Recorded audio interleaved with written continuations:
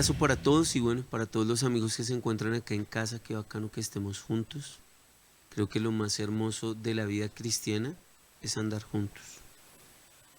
Definitivamente trato de hacer memoria de cuando era niño y cómo era la idea de iglesia, ¿no?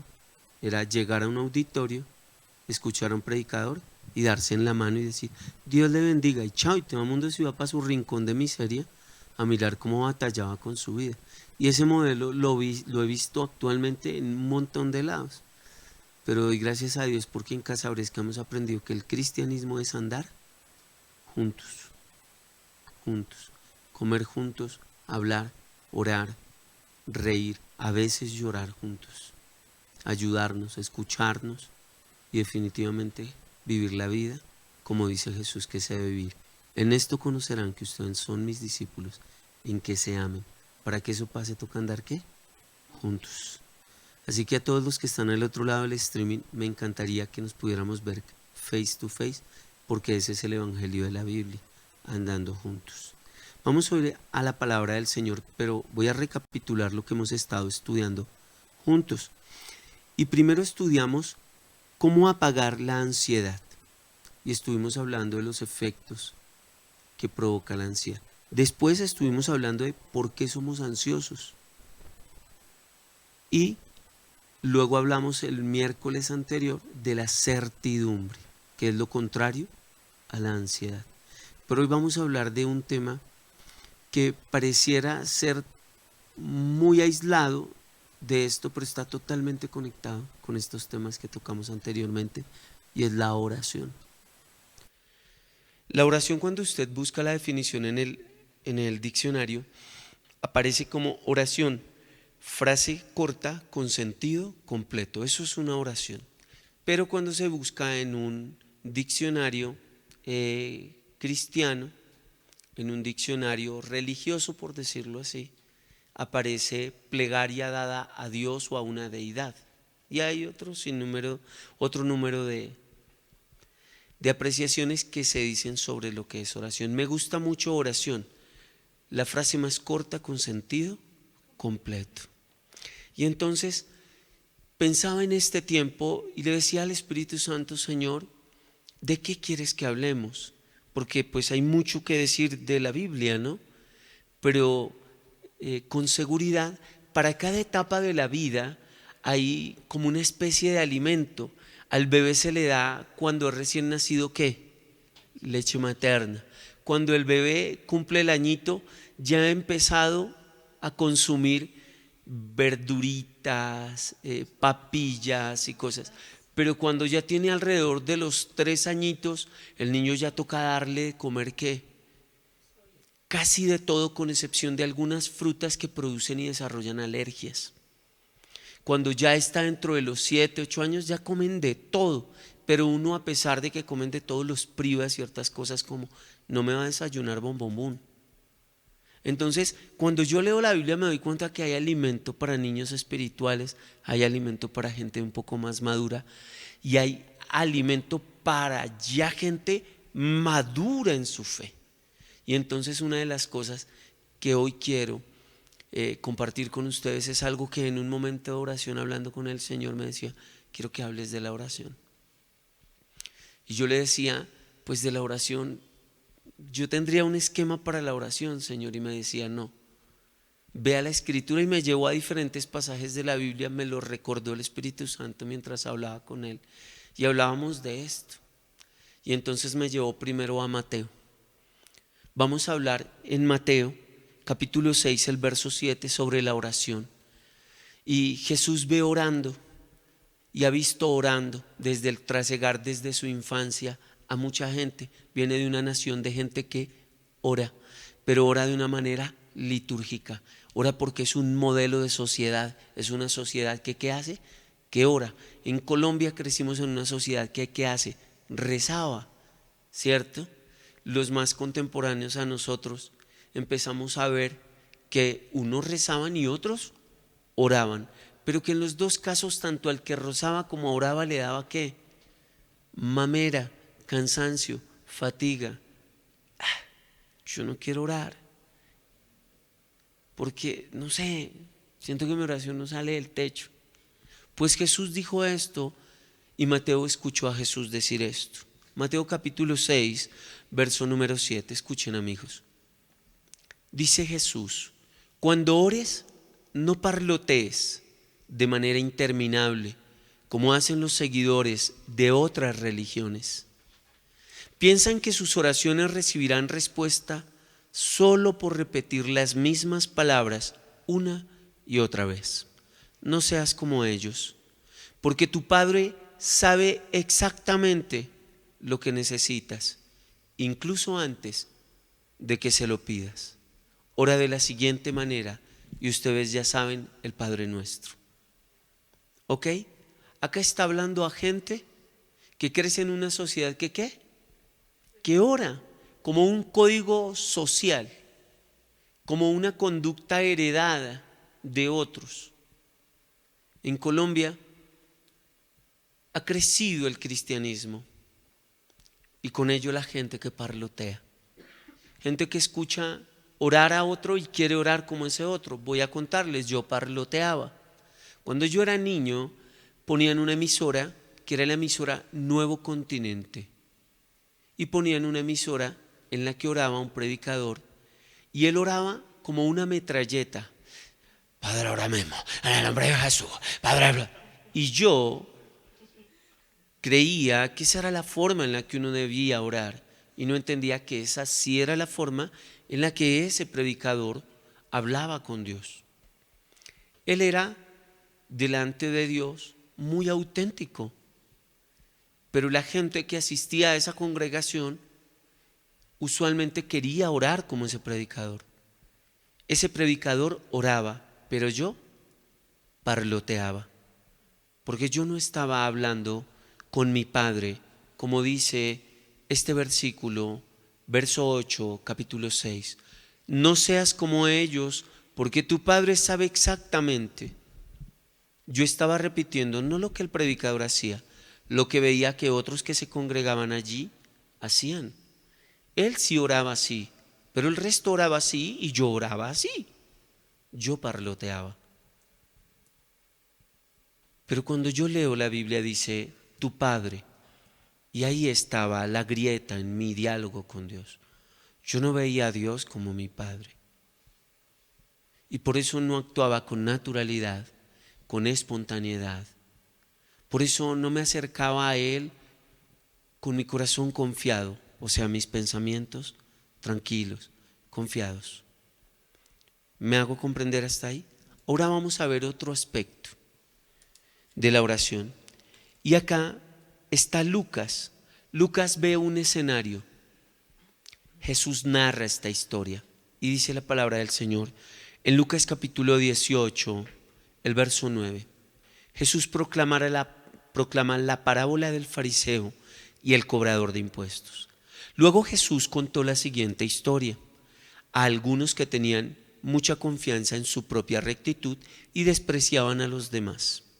Y dijo: dos hombres fueron al templo a orar. Uno era fariseo y el otro era despreciado por ser cobrador de impuestos.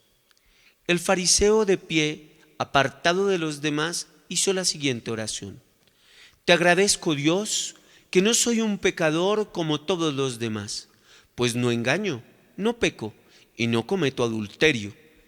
Para nada soy como ese cobrador de impuestos.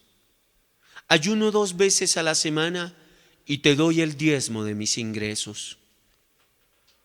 En cambio, el cobrador de impuestos se quedó a la distancia y ni siquiera se atrevía a levantar la mirada al cielo mientras oraba, sino que golpeó su pecho en señal de dolor mientras decía: oh Dios, ten compasión de mí, porque soy un pecador.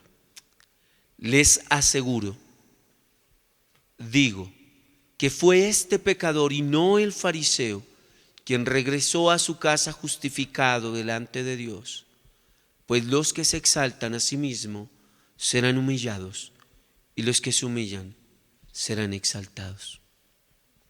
Aquí el Señor está enseñándonos que hay otros que hemos orado en algún momento sintiéndonos mejor que otras personas? Primero, porque tenemos una visión personal tan alta de nosotros mismos que consideramos que ser grande delante de Dios es dejar de hacer lo que yo hacía. Y ahí estoy levantando un ídolo, yo mismo. Estoy orando a mi propio ídolo, creyendo que oro a Dios. ¿Cuál es el ídolo? El de mi propia justicia. Donde creo que dejando de hacer lo que hacía, cumplo el estándar de Dios. Y ahí he quitado a Jesús como referente bíblico, donde la Biblia me dice, la medida de la estatura es el varón perfecto, Cristo. Cuando empiezo a mirar solo a Cristo, puedo orar, entendiendo que es por gracia, que Dios me acepta porque su Hijo perfecto murió por un hombre imperfecto. Y cuando veo solo a Cristo, me doy cuenta que yo nunca llegaré a la estatura de Cristo, sino cuando parta de este cuerpo y el Señor me permita recibir un cuerpo glorioso y me despierte a su imagen y a su semejanza.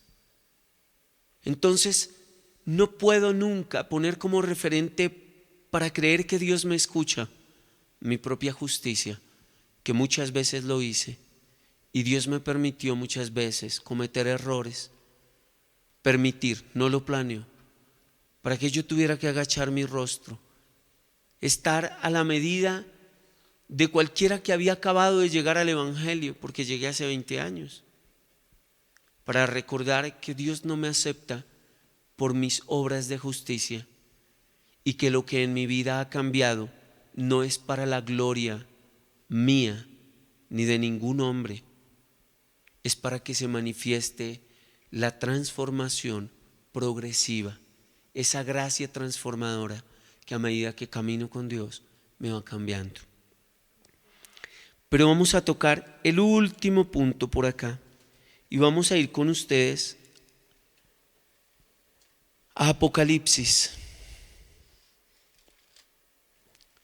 Y esto está en Apocalipsis, el capítulo 3, el verso 14. El verso 20, ya les digo, espérate. El verso 15, Apocalipsis capítulo 3. Esta es una de las cartas que el Señor Jesús dicta al apóstol Juan en la isla prisión de Patmos, una isla prisión de trabajo forzado de los romanos. Allí fue llevado el apóstol Juan y allí Jesús habla con él y le dice, escribe esto. Y esto se lo escribe a una iglesia, se llama la iglesia de la Odisea. O sea que ellos son creyentes, o sea que se llaman cristianos. Y mira lo que le dice a esta iglesia. Escribe esta carta al ángel de la iglesia de la Odisea, o sea al pastor de esa iglesia, al que tiene que cuidar la iglesia. Este es el mensaje de aquel que es el amén. Aquí habla Cristo, el testigo fiel y verdadero, el principio de la nueva creación de Dios. Dice el Señor, yo sé todo lo que haces, que no eres ni frío ni caliente. ¿Cómo quisiera que fueras lo uno o lo otro? Pero ya que eres tibio, ni frío ni caliente, te escupiré de mi boca. Tú dices, yo soy rico, tengo todo lo que quiero, no necesito nada. Y no te has dado cuenta de que eres un infeliz y un miserable. Eres pobre, ciego y estás desnudo. Así que te aconsejo que de mí compres oro, un oro purificado por fuego, y entonces serás rico. Compra también ropas blancas de mí, así no serás vergüenza por tu desnudez. Y compra ungüento para tus ojos, para que así puedas ver. Yo corrijo y disciplino a todos los que amo. Por lo tanto, sé diligente y arrepiéntete de tu indiferencia. Mira, yo estoy a la puerta y llamo. Si oyes mi voz y abres la puerta, yo entraré y cenaremos juntos como amigos. Aquí está citando a gente que hablaba, que oraba y ya no ora. Que Él le dice, ya no seas más indiferente. ¿Han visto relaciones donde la indiferencia se coló y las parejas ya ni se hablan? Está hablando de una relación fracturada por la indiferencia. Una pareja que no se habla, una pareja que no se cuenta sus infidencias, sus secretos, sus heridas. Una pareja que ha dejado la intimidad. Y la intimidad no es la vida sexual solamente, hace parte. Ha dejado la intimidad, ha dejado de dialogar, de crecer en ese amor que solo surge en esa afiliación profunda, de andar para arriba y para abajo, de contarse todo. 3 tipos de personas. El que no sabe orar y el Señor le dice, no parlotees, sé que no sabes orar, quiero que sepas que tienes un Padre. Los segundos, que creen que oran porque creen conocer a Dios y presumen de perfecciones que están lejos de la perfección de Dios, y orando se van después de sus diálogos con Dios sin ser perdonados porque creen que su justicia es suficiente para que Dios los escuche. Y los terceros,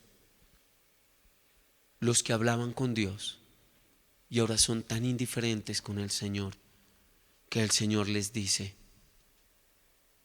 yo corrijo y disciplino a todos. ¿A cuántos?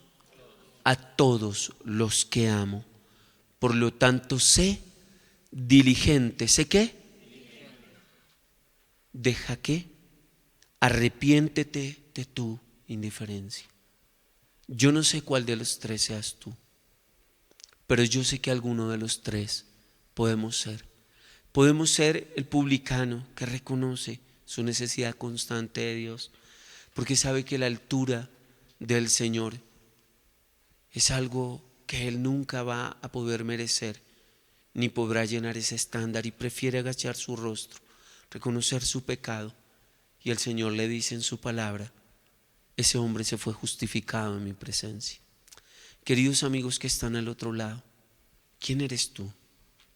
Ora, acércate, habla con el Padre, porque antes de que estén las palabras en tu boca, si te acercas con un corazón contrito y humillado, que reconoce su condición pero también su necesidad, entonces dice a ese corazón, a esa mente que tiene clara su necesidad de Dios, no solo de cosas, sino su necesidad de ser moral, de ser perdonado, de ser menos arrogante, de dejar el orgullo, de ser prepotente. Y le dice a Dios, perdónamelos hoy, Señor. Dice que a ese corazón Dios no lo va a despreciar. Un abrazo gigante, amigos. Acérquense ante el Padre de las luces, ante el trono de la gracia, para que ustedes y yo recibamos oportuno socorro. Un abrazo gigante. Dios los bendiga un montón.